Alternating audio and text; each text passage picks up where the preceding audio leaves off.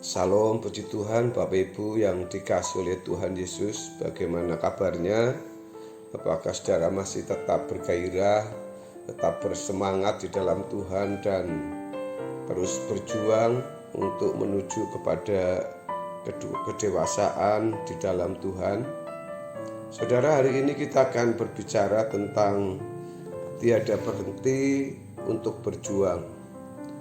Saudara, kita akan membaca terlebih dahulu nats kita hari ini tentang Ibrani pasal yang ke-11 ayat 17 sampai 19. Karena iman maka Abraham tatkala ia dicobai mempersembahkan Ishak, ia yang telah menerima janji itu rela mempersembahkan anaknya yang tunggal, walaupun kepadanya telah dikatakan, keturunan yang berasal dari Ishaklah yang akan disebut keturunanmu. Karena ia berpikir bahwa Allah berkuasa membangkitkan orang-orang sekalipun dari antara orang mati, dan dari sana ia seakan-akan telah menerimanya kembali. Bapak Ibu Saudara yang saya kasih dalam Tuhan Yesus, tidak dapat disangkal bahwa Tuhan menghendaki anak-anaknya rela melepaskan apapun yang menjadi kesukaan dan kebanggaan demi memuaskan hatinya. Ketika Allah menghendaki agar Abraham menjadikan Ishak sebagai korban bakaran, Allah menghendaki agar dirinya dipuaskan oleh Abraham dengan cara memberikan yang terbaik, tersayang, dan termahal dalam hidupnya bagi Tuhan. Dari apa yang tertulis dalam kitab ini, di dalam Alkitab maksud saya, tampak sekali tidak ada keraguan dalam hati Abraham terhadap Allah yang memerintahkan dirinya untuk melakukan sesuatu yang benar-benar asing dan aneh. Perintah Allah itu aneh sebab cara pengorbanan seperti itu biasa dilakukan oleh orang-orang Kanaan. Penurutan Abraham ini menunjukkan pandangannya bahwa Tuhan berhak menerima yang terbaik dari apa yang ada pada Abraham dan memperlakukan dirinya sesuka-suka Tuhan tanpa memedulikan perasaan dirinya. Dari hal ini tampak sekali bagaimana Abraham menempatkan diri secara benar di hadapan Allah. Sikap ini adalah sikap yang luar biasa, tetapi normal di hadapan Tuhan, sebab memang Tuhan berhak diperlakukan demikian. Saudaraku, umat perjanjian baru dikehendaki Tuhan untuk memiliki kehidupan iman seperti Abraham. Abraham dibenarkan bukan karena perbuatannya dalam melakukan hukum, sebab memang belum ada hukum. Namun Abraham dibenarkan karena penurutannya yang begitu hebat. Penurutannya terbukti hingga kesediaannya mengorbankan anak tunggal yang telah lama dinantikannya.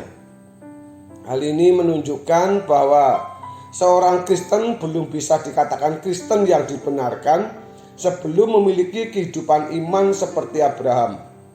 Pada mulanya, Abraham dipilih bukan karena perbuatan baik yang dilakukan, melainkan karena Allah memilih.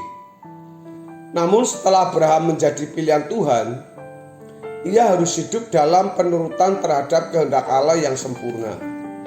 Pilihan Allah atas kehidupan orang percaya tidak membawa orang percaya kepada sebuah pelabuhan di mana mereka bisa berhenti dari perjuangan.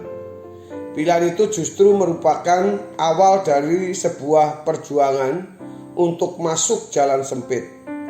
Saudara yang saya kasihi dalam Tuhan Yesus, orang percaya tidak dikehendaki oleh Tuhan untuk melakukan hukum dan peraturan sehingga menyenangkan hati Tuhan. Tidak ada manusia yang dapat melakukan hukum dengan sempurna. Orang percaya telah menerima penebusan oleh darah Tuhan Yesus. Ketidaksanggupannya melakukan hukum telah diselesaikan oleh Tuhan Yesus. Namun ini bukan berarti bahwa semua sudah beres dan orang Kristen tinggal berpangku tangan menantikan hari kematiannya dan diperkenankan atau diperkenan masuk surga. Orang Kristen yang harus berusaha dengan Tuhan secara pribadi dan memiliki kepercayaan yang mutlak dan total kepada Tuhan. Untuk ini, orang percaya harus bergumul untuk mengenal Tuhan secara lengkap dan mengalami Tuhan secara nyata agar dapat mengerti kehendaknya serta melakukannya. Saudara-saudara yang terkasih dalam Tuhan Yesus, hal ini kebalikan dari apa yang dipahami selama ini oleh banyak orang Kristen. Seakan-akan dengan mempercayai secara nalar bahwa Tuhan Yesus adalah juru selamat, berarti seseorang sudah dibenarkan. Kekristenan menjadi begitu dangkal dan miskin, tidak ada keagungan dan keluar biasaannya. Jika kekristenan yang demikian, kekristenan menjadi buruk dan sangat tidak berkualitas dibanding banyak agama lainnya. Orang Kristen hanya merasa bangga dengan menjadi Kristen, maka memiliki cara mudah untuk masuk surga dan menjadi anak Allah. Padahal hanya orang-orang yang memiliki sikap hati dan langkah hidup seperti Abraham yang menjadi anak-anak Abraham. Orang-orang Yahudi yang berusaha membunuh Tuhan Yesus dikatakan sebagai bukan anak Abraham. Sebab kalau mereka anak Abraham, mereka pasti bertindak seperti Abraham. Kalau ada orang-orang Kristen yang tidak mau mengerti misi utama yang dibawa oleh Tuhan Yesus, tetapi berkeras dengan gairah duniawi dalam dirinya, ia pun bukan anak Abraham. Abraham adalah sosok yang berjiwa musafir dan menunjukkan hidupnya hanya untuk menerima negeri yang Allah janjikan. Penulis Ibrani memberi kesaksian karena iman ia diam di tanah yang dijanjikan itu, seolah-olah di suatu tanah asing, dan di situ ia tinggal di kemah dengan Ishak dan Yakub yang turut menjadi ahli waris janji yang satu itu.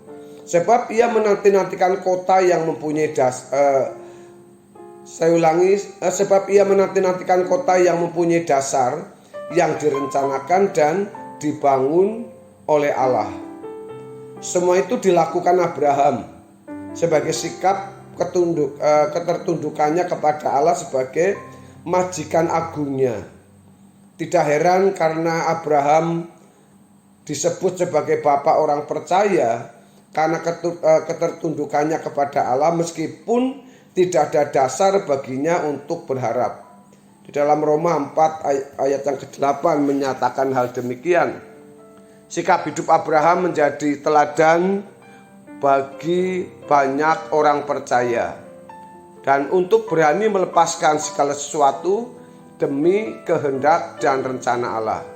Saudara yang dikasihi oleh Tuhan Yesus, dari bagian kebenaran firman Tuhan yang kita lihat dari sikap Abraham ini, maka kita bisa melihat bagaimana Abraham tidak berhenti berjuang. Meskipun dia sudah cukup tua dan istrinya sudah tidak mungkin secara tubuh itu bisa melahirkan, tetapi ketika dia diberkati Tuhan untuk memiliki seorang anak dari hasil pergumulannya yang sekian puluh tahun, Abraham tidak segan-segan memberikan kepada Tuhan ketika Tuhan meminta Abraham untuk memberikannya. Hal ini menjadi contoh kepada kita. Mari Bapak Ibu Saudara, kita jangan hanya berkata bahwa ketika kita berkata Yesus adalah Tuhan dan Juru Selamatku, kita sudah selamat dan pasti masuk surga. Jangan salah saudara, bahwa keselamatan yang Tuhan berikan kepada kita melalui iman itu mengubah karakter hidup kita untuk menjadi sempurna seperti Bapa dan serupa dengan Yesus. Artinya saudara, untuk masuk ke dalam kerajaan surga kita butuh berjuang. Memang keselamatan itu anugerah, kita terlepas dari neraka atau diselamatkan, tetapi untuk masuk surga butuh menjadi seperti anak-anak Abraham. Maka dari itu Bapak Ibu, dalam kebenaran ini kita butuh keberanian untuk melepaskan segala sesuatu seperti yang diteladankan oleh Abraham, dan kita tidak mungkin untuk memuaskan hati Allah kalau kita tidak memiliki keberanian seperti Abraham. Saudara, kiranya kebenaran firman Tuhan hari ini memberkati kita semua. Haleluya. Amin.